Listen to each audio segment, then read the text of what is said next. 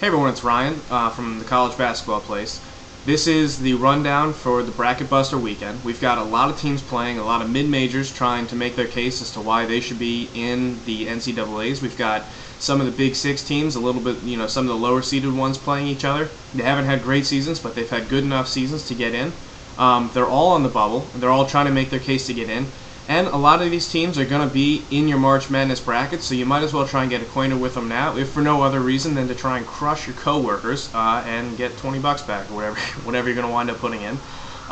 So pay attention. We've got a lot of top-seeded mid-major teams playing each other this weekend, which should be really interesting. And like I said, great chance for you to get acquainted with these teams. This is going to be the first of two videos that we do for this weekend. Really no difference. This one's going to feature mostly Saturday games. The next one's going to feature some Saturday and some Sunday games. So take a look. We've also got some top 25 games going on. Great weekend for you.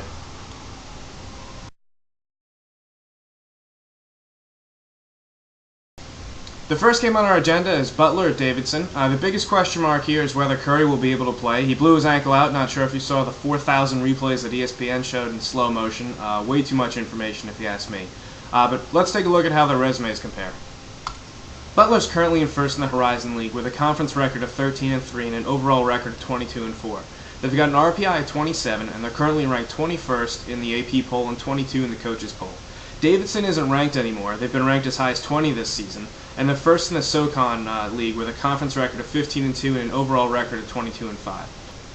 This is a great opportunity for you to check out some really talented mid-major teams that you're definitely going to find in your March Madness brackets. You can check them out at noon on ESPN. Next up, we've got Northern Iowa at Siena. Neither of these teams have made it into the national rankings this season, but they're going to be teams that you want to know come March. Northern Iowa is tied for first in the Missouri Valley Conference with a conference record of 12-4 and an overall record of 18-9. Siena is in first in the MAC with a conference record of 15-1 and an overall record of 21-6. What's impressive, though, is that while they may not be ranked, they have an RPI of 29. Both of these are teams you're going to want to know come March. You're going to see them in the Big Dance, and if you want to check them out on Saturday, they'll be at 3 o'clock on ESPN2. Next, we're going to head out west and check out Utah State at St. Mary's. Utah State is currently ranked 23rd in the coaches poll, but they've been as high as 17th this season. They're in first in the WAC with a conference record of 12-1, and they have an overall record of 25-2. That leaves them with an RPI of 34. St. Mary's currently is in third in the WCC. They're not ranked, but they have been ranked as high as 18th this season. They have a conference record of 7-4 and an overall record of 20-5. They were on their way to securing an at-large bid before Patty Mills broke his wrist 3 weeks ago. I don't believe St. Mary's is supposed to have Patty Mills back this weekend, but they've been figuring out how to get it done without him. They took down Gonzaga last weekend, which was great news. And a win over a ranked opponent in a non-conference game would be huge for them, especially for their at-large bid, given their slip recently. If you want to check them out, they'll be on ESPN2 at 5 o'clock.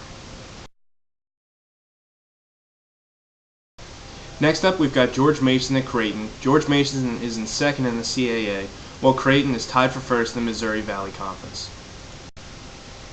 Both teams are hovering right around a 50 RPI. Creighton holds the edge with an RPI of 51, but George Mason's not far behind them with an RPI of 54. George Mason has a conference record of 11-5 and an overall record of 18-8, while Creighton has a conference record of 12-4 and an overall record of 22-6.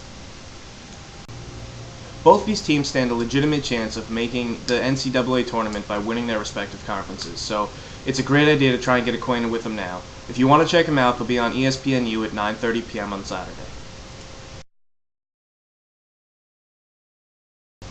Next up, we've got Buffalo at Vermont. You may remember Buffalo from early in non-conference play when they nearly upset Connecticut. Well, they're back. There's a good chance you'll see them in March, so pay attention now and get to know the team. That's not to say Vermont's too shabby either. They're currently in first in America East with a conference record of 12-3 and an overall record of 21-7. They've got an RPI of 105, which is a little behind Buffalo, who has an RPI of 97 and is currently tied for first in the MAC with a conference record of 9-3 and an overall record of 17-7. These two teams may have RPIs hovering around 100, but that's not to say you won't see them in March, because they are going to win their respective conferences. Check them out on ESPN2 at 1 o'clock Eastern. Now let's head west and go check out the Pac-10. Washington is currently in first in the Pac-10 and ranked 19th in the coaches poll and 22 in the AP poll, while USC currently sits in sixth in the Pac-10. They're trying to fight their way to get an at-large bid into the NCAA tournament. They were ranked at one point. They're not ranked anymore, and they just came off a 3-game losing streak. They just snapped it on Thursday, so let's check them out. Both these teams have top 50 RPIs. Washington has an RPI of 21, an overall record of 19-7. They sit in first in the Pac-10 with a conference record of 10-4, while USC has an RPI of 41, a conference record of 7-6, and an overall record of 16-9. USC just snapped their 3-game losing streak with a win at home over Washington State 61-51. The 3 teams they lost to, though, were UCLA, Arizona, and Arizona State. 3 great teams, all ahead of them in the Pac-10, and all teams that we are going to see come March. If you haven't been following college basketball this season, check out the Pac-10. They're a great conference, they have some great teams, and this is a great chance for you to get to know some of them, especially if you're an East Coaster and have that East Coast bias. You can check them out at 7 o'clock on Saturday. I'm pretty sure they're not being televised nationally, but you can check them out online or just check your... Now, if you do have an East Coast bias, you might be interested in the ACC then. We've got Boston College traveling down to Florida to take on the Miami Hurricanes. Both teams are trying to make an at-large bid. Doesn't look like they're going to win the ACC, but both have had some pretty convincing wins this season. Let's check them out. BC's win over UNC looked more and more like a fluke after they went on a 4-game losing streak. They've come back, though, and most recently they upset Duke. Pretty big deal. Now, last time they faced off with Miami, they lost by 6 points. Miami recently, they made a great case as to why they should make it to the big dance, but they're on a 3-game losing streak. However, they upset Wake Forest, they only lost to UNC by 4, and they lost to Duke by 3 in overtime.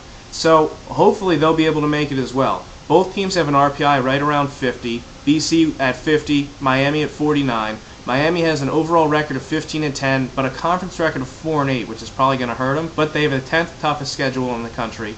BC has a conference record of 7-5 and an overall record of 19-8. These are 2 good ACC teams, both trying to make a case as to why they should make it to the big dance with an at-large bid. You can check them out at noon Eastern. Next up, we're going to head to the Big East and check out Notre Dame at Providence. After looking like one of the top 4 teams early on in the Big East, Notre Dame just collapsed. I mean, January was terrible for them. They didn't start February off the right way. They lost 7 games in a row. They're currently tied for 10th in the Big East and trying to make their case for an at-large bid. Providence, on the other hand, they've been a huge surprise. They're currently in 6th in the Big East, and they've played great basketball. Now, Notre Dame has an RPI of 75, while Providence has an RPI of 69. Providence's conference record is 8-6, and they have an overall record of 16-10. Notre Dame's conference record is 5-8, and their overall record is 14-11. So if you want to check out some great Big East basketball or just see what Luke Haringoti's all about, the game will be on at noon on ESPN 360. That's it for this version of the Weekend Rundown from the College Basketball Place. You can check us out at cbbplace.com, and as always, we'll see you in the forums.